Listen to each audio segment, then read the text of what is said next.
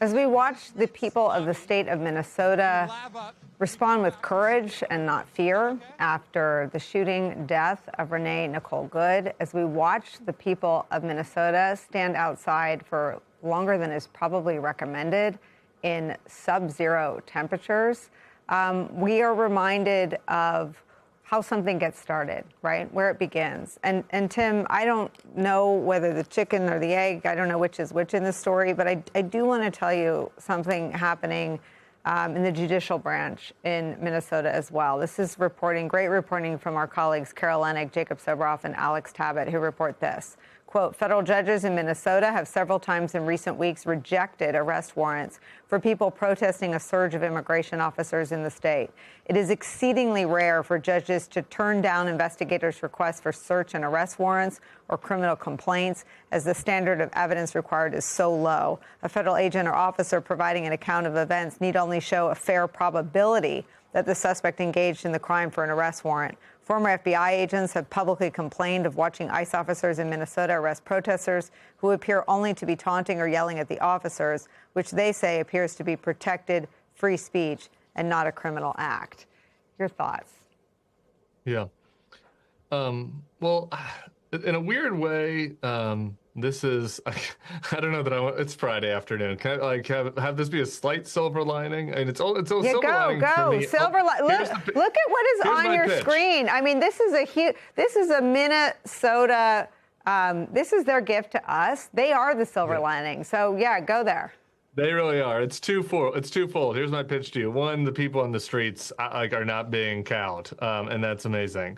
Number two, the people running the federal law enforcement agencies are pretty incompetent, and particularly the Justice Department. And when I came into this administration, you know, if you had called me around Christmas of 2024, you said, what are you the most worried about? One of the things I've been most worried about is just the complete and utter politicization of the Justice Department and the FBI, which has happened, but that would turn into, a very effective legal effort to go after foes, to target people, to spy on people, to use the powers of the government to go after people. And these guys have tried to do that, so it was a legitimate fear. But they just step on rake after rake after rake. Whether it was going after Comey or now going after Fry and Walls, you go down the whole list. The Justice Department has been utterly incompetent at every step of the way. Pam Boendi's Justice Department. Kash Patel seems to care more about going to Premier League games in London and going to his girlfriend's country music concerts than he does going after bad guys. And as a result, we see these horrible, menacing thugs on the street acting with impunity, and that's horrible. But inside the courtrooms and inside where they're supposed to be doing the investigating, and where they're supposed to be having the boys in blue, that's in shambles. And so I do think that there is something encouraging both about what's happening in the streets, but also in the courtrooms in Minnesota, where their efforts here are being rebuffed over and over again. Yeah, I mean, to your point, their politicization of the Justice Department is so routine now that it is really off the news that last Sunday he announced a criminal investigation into Fed Chair Jerome Powell. And I think this week he also announced he was suing Jamie Dimon.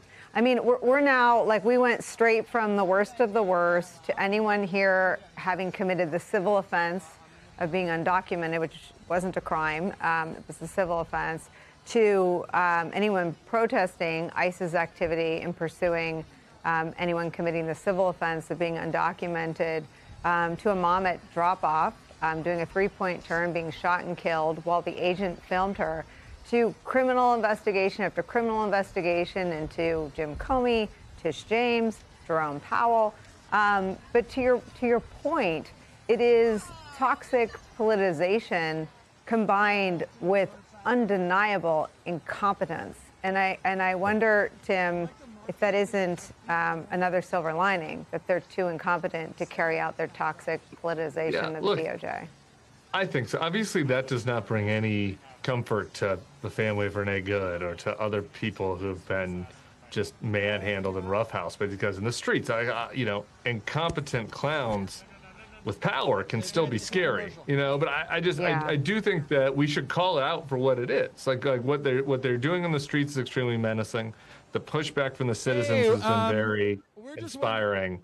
But in the courtrooms, like any effort to use, you know, the levers of power to go after their foes, like they just get rebuffed time and again. And now they're being rebuffed with prejudice, you know. And it's like in Minneapolis, some of these cases that Carol Leonnig reported on, it's like they went to the judge saying they wanted to indict these 7 or 8 people. And the judge is just like, get out of here with this. Like, this is too ridiculous to even consider, you know. And so I think in that case, like we're seeing, you know, both from the people in the streets, and also from some parts, not all parts, but some parts of the justice system, the judiciary, you know, we are seeing, you know, institutions and elements of the democratic process hold here.